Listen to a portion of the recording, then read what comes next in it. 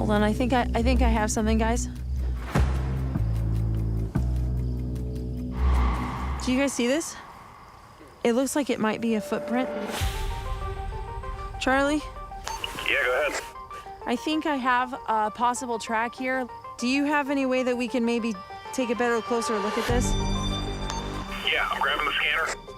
It looks like there might be a large digit right there. Hey. Hey.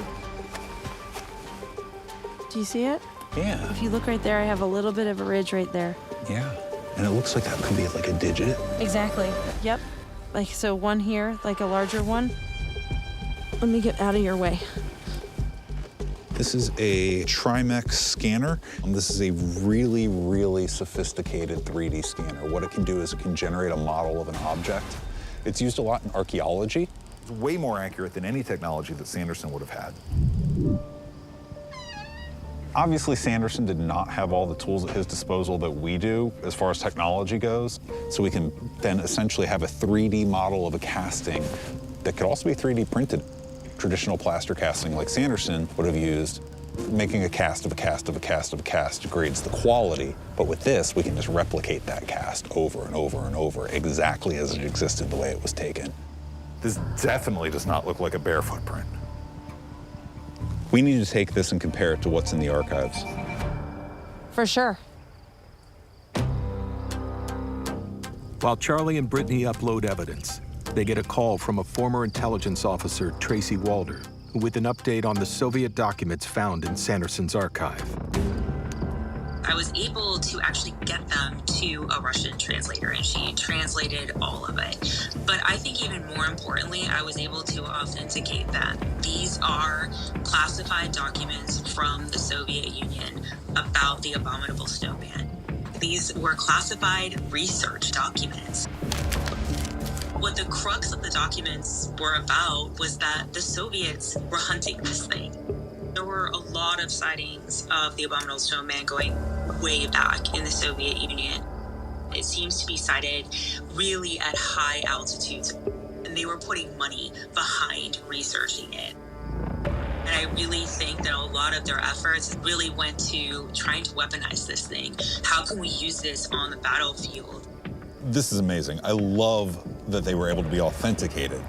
Given the cultural temperature of the time, how the hell did Sanderson get these documents?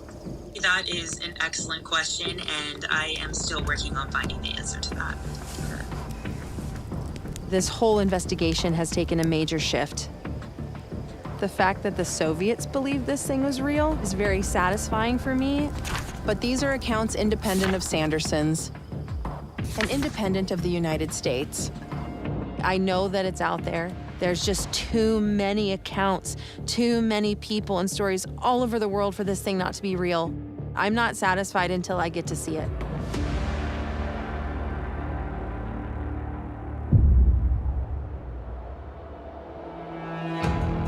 At daybreak, Troy and Justin continue on the game trail, following signs of a large predator that they believe could be a hybrid bear species.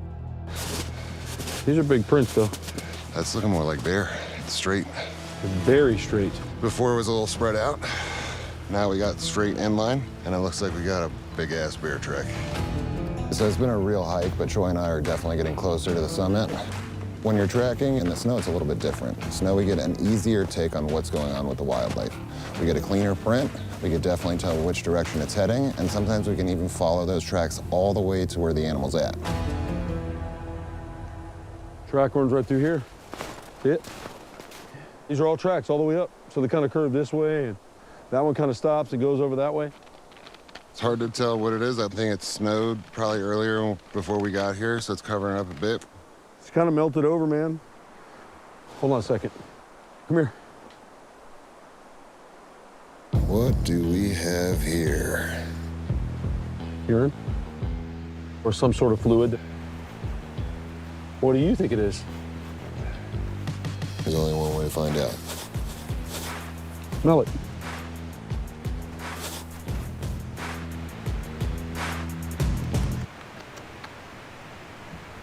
What do you think?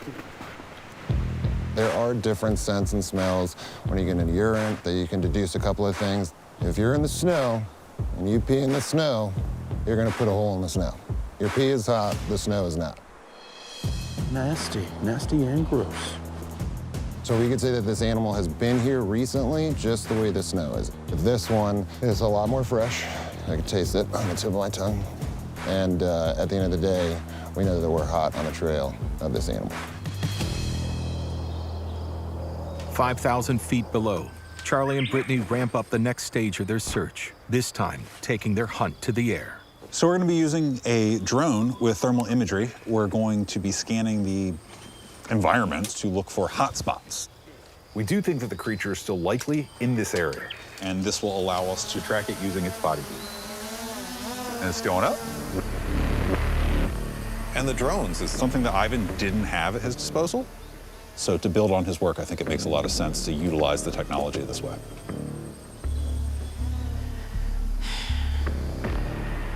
Doesn't look like there's much activity here. It's almost like the animals are steering clear of the forest.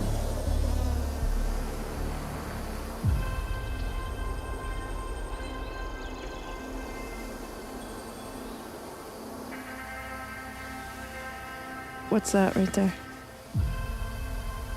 Huh. I don't know. Look at that. To be that dark, it's got to be really cold. Can we get in there a little bit?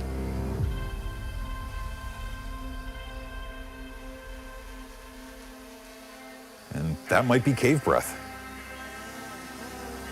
A better view? I think that's cave breath. Cave breath is a phenomena that occurs when caves emanate cold air from within. And while we were looking for animals with the thermal drone, the cold air showed up clear as day. I am going to mark those GPS coordinates. Caves are an important component of this investigation because a predator, or any animal really, could seek shelter to eat, to nest. And Sanderson talks a lot about caves in his notes and research, specifically around the abominable snowman. That's definitely got to be a cave entrance. We got to take a closer look at this. It's very exciting because it can potentially tell us what type of predator or what type of animal we are dealing with. Could these encounters here be the abominable snowman? That's what we're here to find out.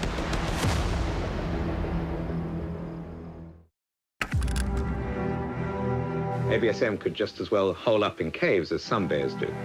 And caves should be searched most diligently for remains or other evidence of their occupation. According to accounts from the Himalayas, they are said to inhabit remote mountain caves. In fact, certain large caves have been discovered with man-made walls of stone inside them, and specially shaped stones fitted to their mouths like doors.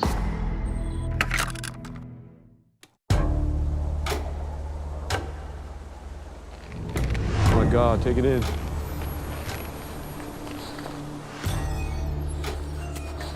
It's definitely freezing ass cold up here.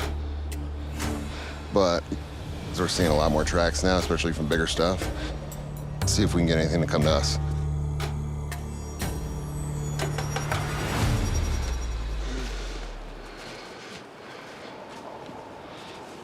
If stop right there, dude. Yeah. I think we're here, Troy. If we lose tracks of an animal in the snow, we can deduce a couple of things. Either A, that animal passed through a little bit later than we thought. B, a lot of snowfall happened that we didn't see, covering up those tracks. Or C, you're in the area where the animal's at. In order to live here, it would have to have a very dense coat. Obviously less nerve endings in the bottom of their feet, but basically a heavy callous foot, probably a lot like the bottom of a bare foot. And look at the density of these woods. Wouldn't see anything. No, hell no. We could have one sitting right next to us right now, we wouldn't know. Could have anything right next to us. We're two out in the open right now, and we have no idea what's up here. So we're going to set up camp amongst the trees, protect our backs, and set up our cameras to face the game trail. I just thought right there. I just thought that'd be a good spot because we can watch this trail on. We can see both ways.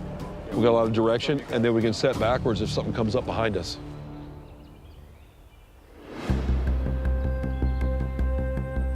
Hey, where are you guys at? We are on the track of a large bear right now. Trying to lead that all the way up to the summit, see where it goes. Sounds good. Just if anything happens or you guys see anything out of the ordinary, please feel free to radio us. I feel like we should just stay up here all night. We might as well. We're both wide awake and really see what we can find. All right, sounds good. We'll be in touch. While Troy and Justin search the summit for the creature, Charlie and Brittany continue their hunt for the cave. It's extremely exciting for me. We could actually be on to possibly a habitat area within a certain radius that it might be traveling and coming up into. Holy crap. Look at that. Something's eating in here. This is badass. The lichen. Yeah. Bone! I found a bone. Look, right here. Right here. Is it a vertebrae? Don't touch, don't touch. I want to get my glove. Yeah, look at that one. Look at that. There's a bunch in here. Once you get up on it. Do you want a glove? Yeah. Here.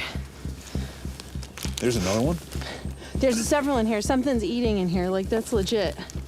We have a whole feeding area of bones. And this is showing, this would be like a game trail, and there's a consistency of animals coming through here, which would mean that it is a natural feeding ground for any large predator. This is too small to fit the predator that Sanderson describes and that our eyewitness saw. So this isn't the cave that we're looking for. This is more of a shelter that a predator might use to consume its prey. So we're gonna keep moving on. We're really looking for the cave that the ABSM could be using. We just need to keep moving to the GPS coordinates we found in the thermal drone.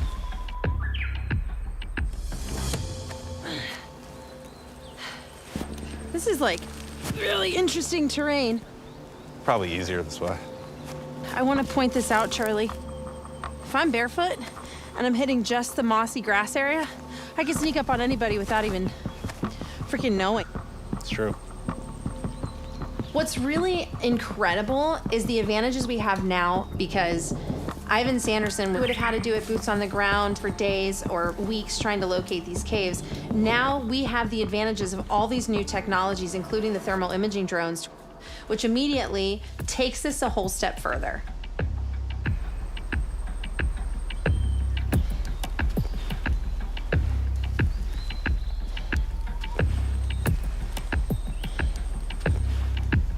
Look at that.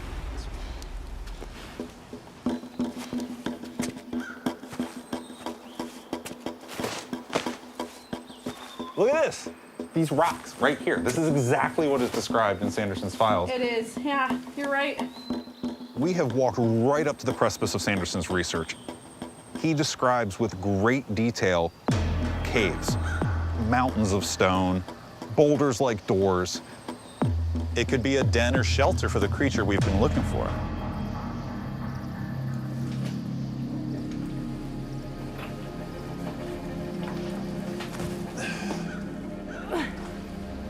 Holy crap.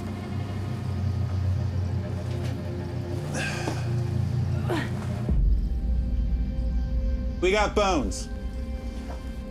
Are you serious? Holy crap. Right here? Yeah. Oh my God. Vertebrae from a fish. Now, do you see all this crevice? You see all this? Yeah. And how much climbing we just did? Mm-hmm. No bear is gonna go all the way through this to eat this. Do you see all this? Look at this. There's a lot. And the way that this crevice was sat down, it was like a perfect place to sit. It really made a lot of sense. But for me, because of how the large cave started to get into narrow spots and you had to climb through, that's not a bear.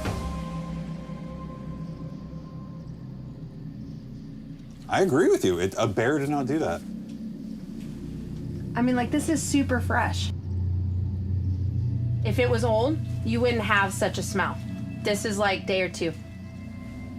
I want to go ahead and pull some DNA, which honestly I can catch from any of these bones, to be quite honest with you. If somebody's eating here, it's going to be drooling a lot. Yeah. So we are right up to the edge of Sanderson's research. we found caves that he speculated about. And that, to me, is incredible. We discovered saliva that we can then collect, which we did, and test. This is fantastic. This is great find. It's very exciting because it can potentially tell us what type of predator or what type of animal we are dealing with. All signs are pointing more towards the possibility of it being this creature.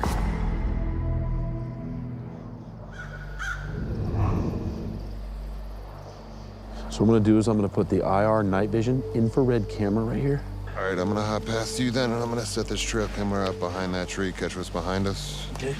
As darkness falls on Mount Hope, Troy and Justin set up for one final night watch. Troy, are you comfortable where you're at? I'm not. A little cold.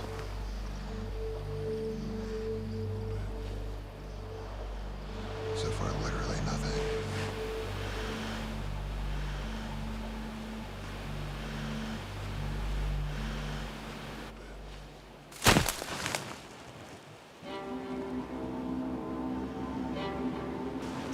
What the hell was that? What the hell was it? What is that? I don't know, but I felt it literally right next to me. Like I can feel it on me. Hold on. Oh my God, it's a big wasp.